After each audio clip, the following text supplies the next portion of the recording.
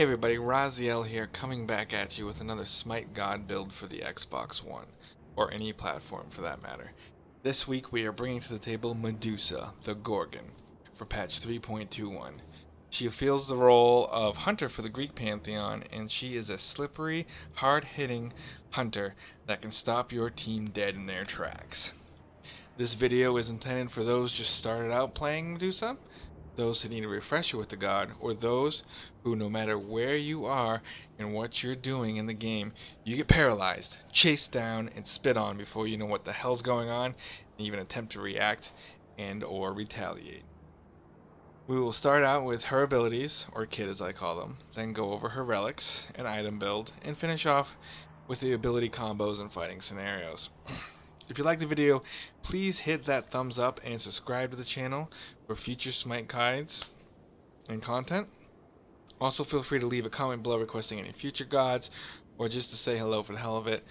Additionally, I've set up a clan on the Xbox One called Victis. The spelling will be down in the description below. And if anyone is open to join, if they like, we try to get in some conquest stuff and here and there. So it's fun all around. Now let's get right into those abilities, shall we?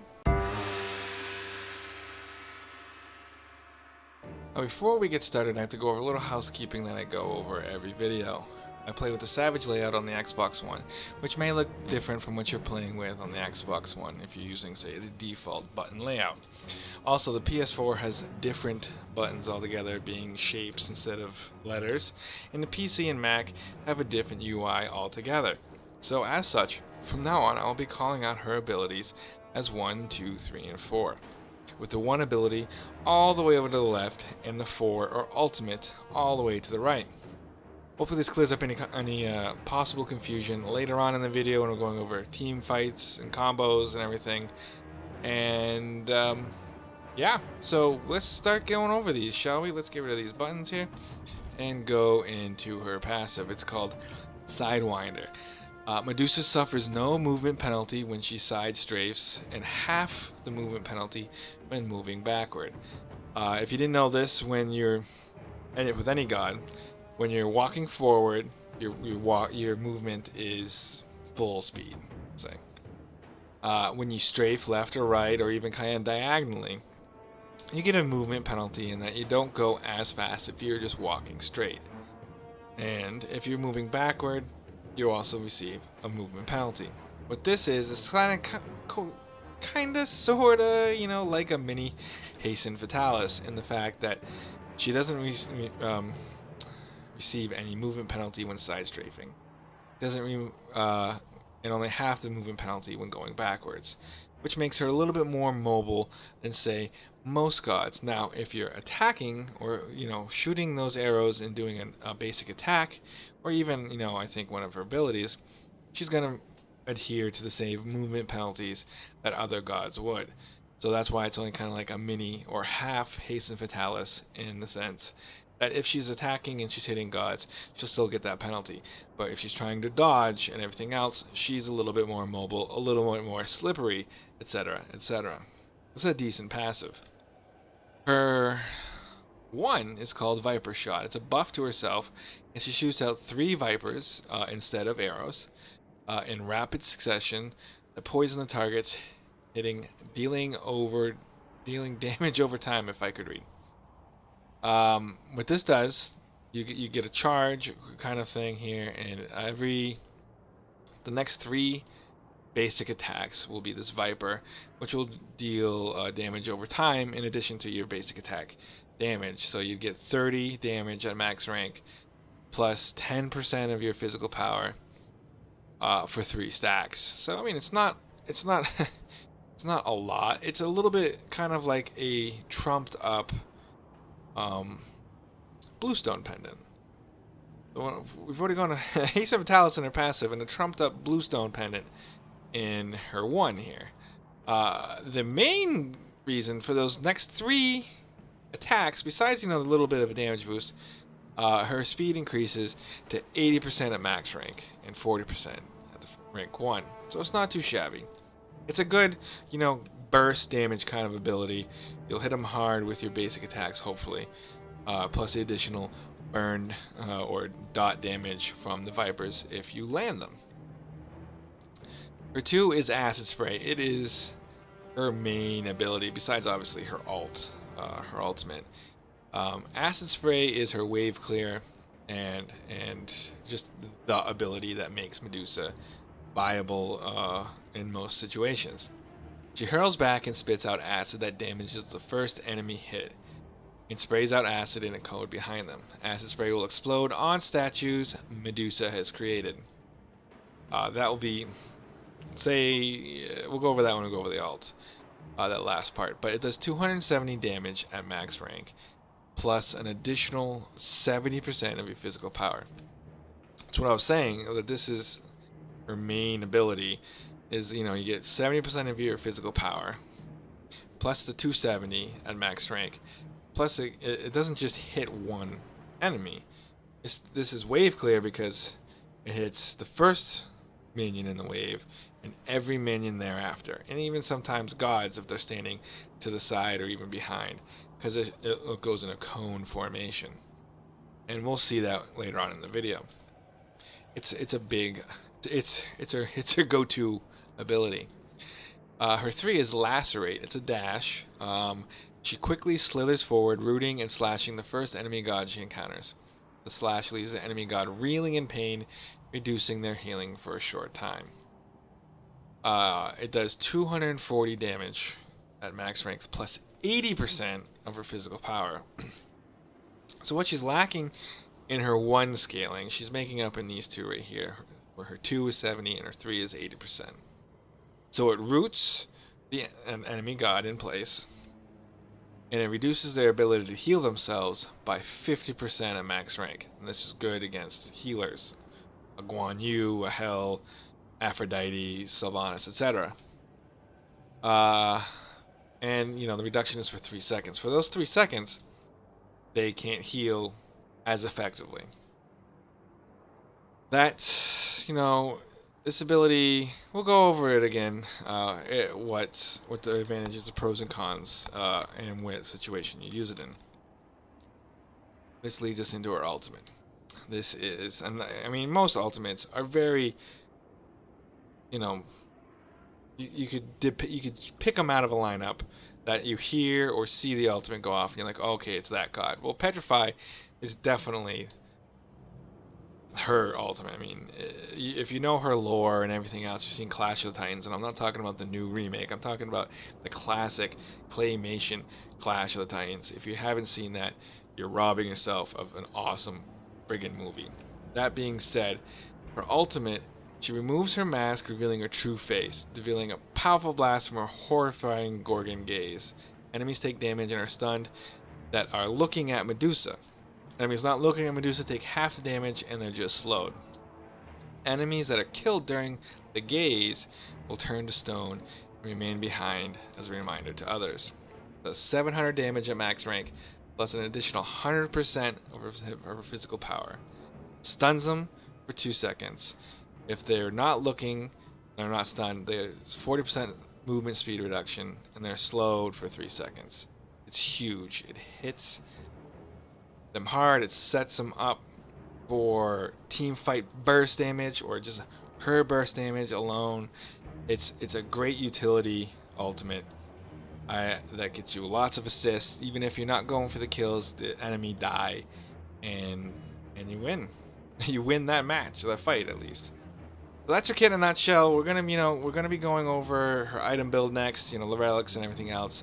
But just remember that this kit is disgusting. She's not used as much as she was previously in season 2 when she came out and everything else, but she's a hard hitter, and we'll go over that here in a little bit when we go over the combos and the relics and everything else. So let's get into that now, shall we?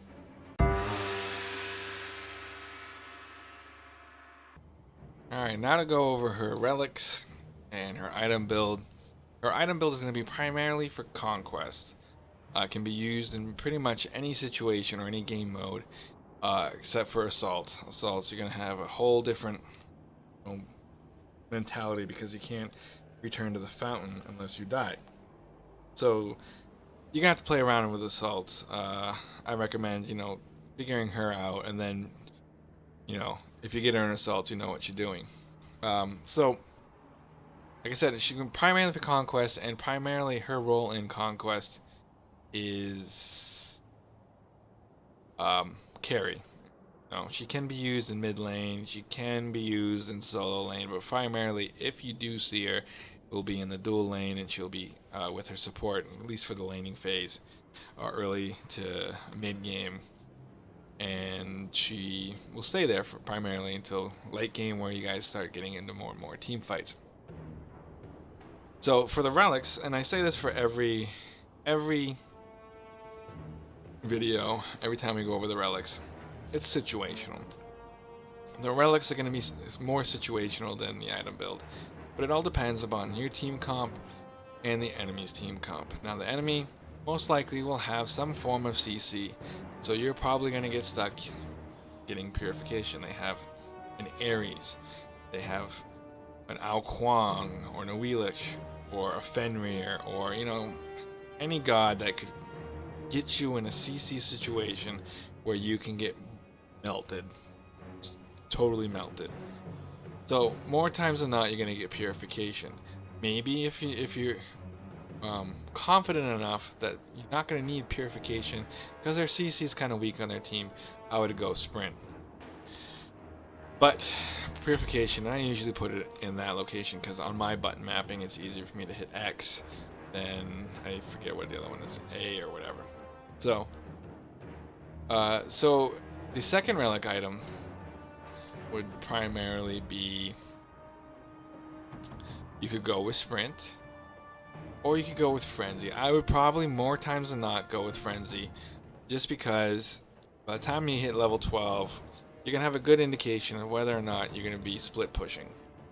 And for split pushing, frenzy is great because you do additional damage, additional attack speed, and additional damage on top of all that against objectives, which includes towers, phoenixes, not harpies, gold fury, and fire giant, etc., etc.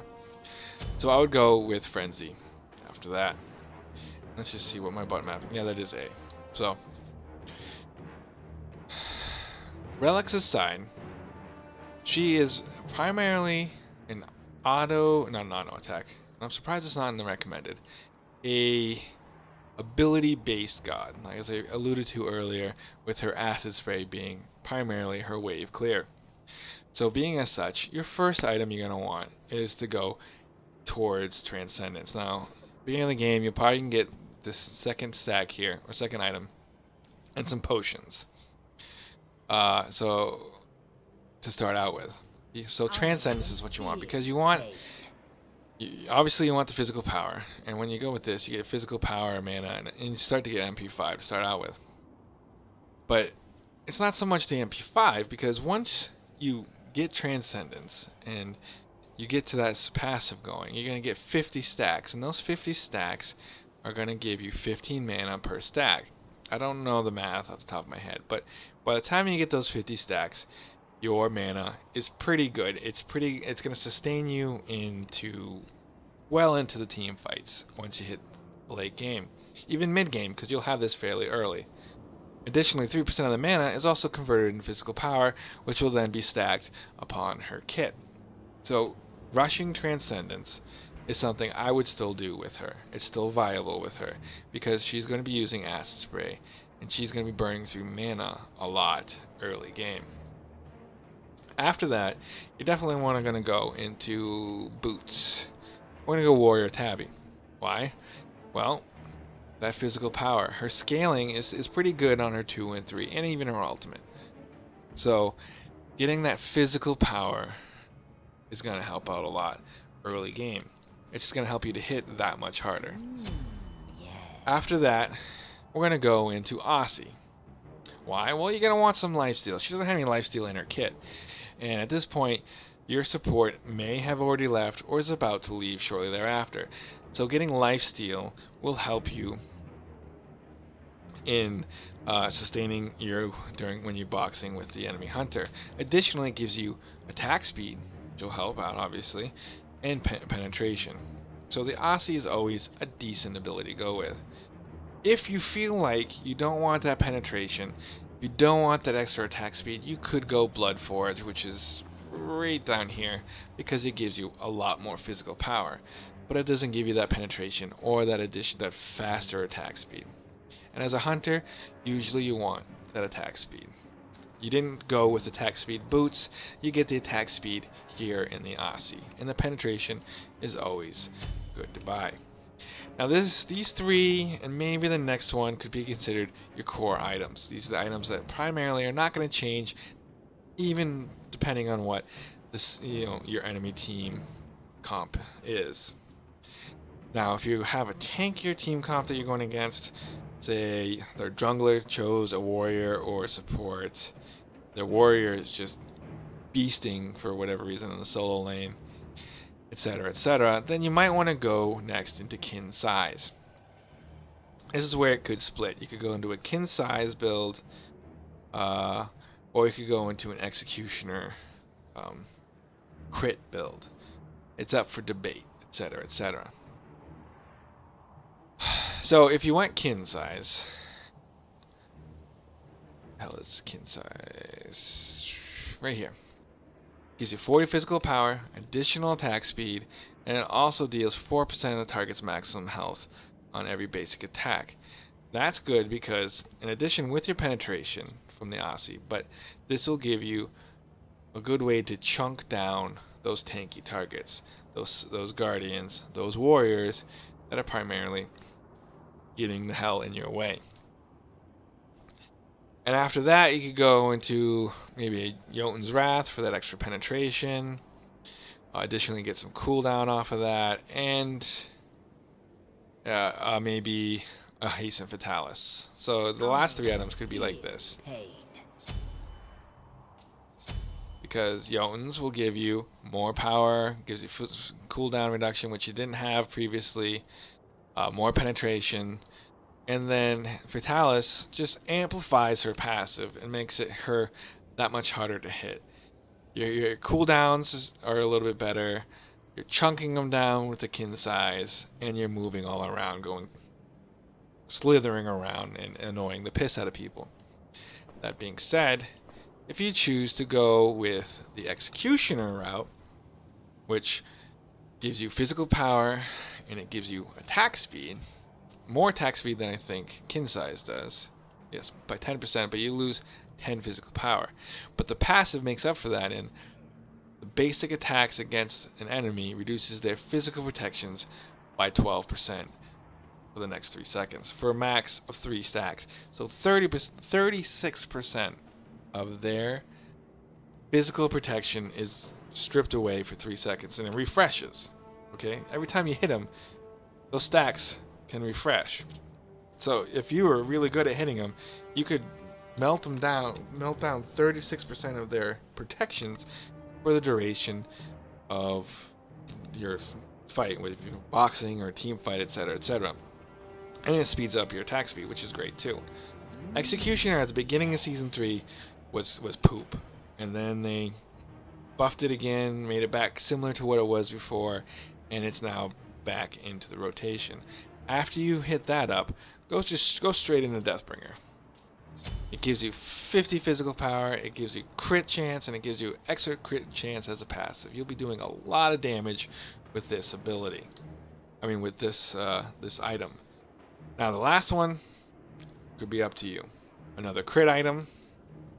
You could go with, if Brawler's Beat Stick if they have healers, in addition to your healing reduction in your kit. Jotun's Wrath again, just to get that cooldown.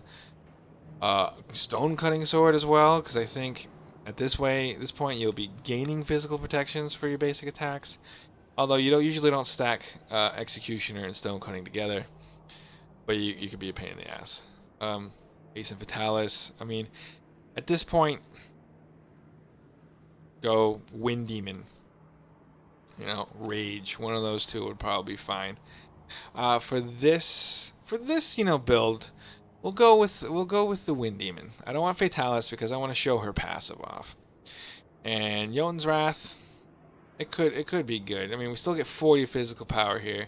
We still get, I mean, we get more crit chance, but it also increases our attack speed and our movement speed, which could help with the chase or the getaway once we get into late game fights.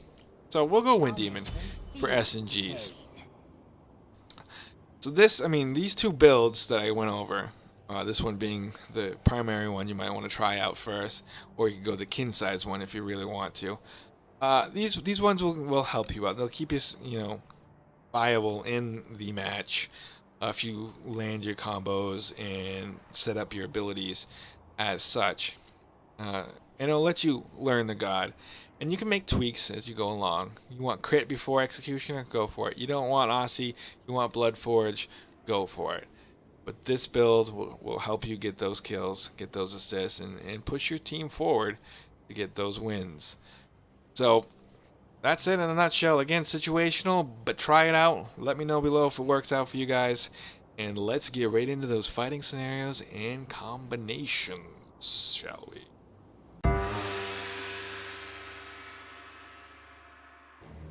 Okay, so we've gone over her kit.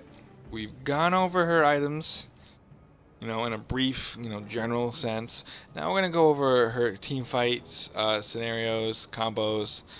I don't know what I'm trying to say, apparently. And we're also going to go over what to rank her abilities up as. So we're going to go over here to Odin Squared, good old Odin Squared, and say hello. We're going to just do some damage. I mean, with double crit, we're doing a fair amount of damage. We're actually attacking fairly fast. And that's with the proc from Wind Demon as well. Now, without the proc, you know, she moves at a decent speed, right? Her strafing is the same speed as... And even moving backwards, you don't see it. So, but if you notice, when I'm firing, I have the same movement speed reductions as any other god.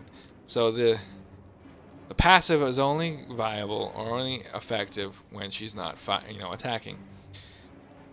So, you know, most gods when you're trying to, you know, dodge, you want to turn, you don't want to strafe because you get that movement speed reduction. With her, she can you know, do a little dance, make a little love, get down tonight. So Odin Squared, okay, we're gonna go this right one over here. Wow, we see he's got three 700 freaking crits there. Obviously, he's level 1. But say you got those on a level 20 god you're going to get. That's, you know, that's 2100 health. And if you look at my health, I don't have 2100 health there as it is. So that could potentially melt someone down. Now, obviously, they should have protections in their base kit or whatever. Base stats. So, but that being said, we're gonna go over her 1 first. And you see, I got the 3 charges right there. And even though it says rapid succession in the the kit itself, there is no time limit. These will persist until you fire a basic attack 3 times, and it doesn't have to be right away. So if you notice, boom, and now I've got 2, boom, and I'm walking around still, yeah. And then boom. Alright. So that's that. I mean, and there is an attack speed buff with that. I'm not going to go into that per se because it's just not... Her 1 is underwhelming, I think, compared to her other ones. I use her 1 mostly when I'm sieging an objective, just to get that little extra boost, especially early on, before I have the attack speed items in place. So her 2, as you can see right here, is the cone right there, a little bit better. Depending on where the enemy god hits, and it has a pretty good range, the cone will persist or appear. That cone's a pretty good space. So you hit this guy here, and it melts anyone else behind him. And we're actually gonna go to the minions over here. Let's see. See, and I hit all of them behind there. That's a pretty decent wave clear. Obviously I'm stacked, I'm level 20, I have a full kit, so that those minions didn't stand a chance. But that was just a demonstration to show you that you can clear the wave pretty quick with that ability. And just to show it again, it does some damage on the gods and continues thereafter within the cone. It's great because most people, say if Odin was part of the wave, they'll stand off to the side, or if they're stupid, or not stupid, but not really understanding the game, they'll stand behind the wave and try to, shoot through him, and that's not working because he's an enemy, but shoot through him to hit the enemy wave, and this acid spray will take him out. You aim it right, you'll hit the wave, and you'll hit the enemy god standing next to him. So this is why her 2 is such a good ability, such an annoying ability if you're going against a Medusa.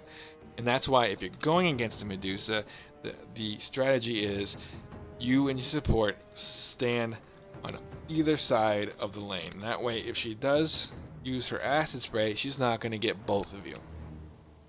She has to decide, do I go for the support or do I go for the carry to hit with my acid spray? So one of you will at least be able to not worry about that.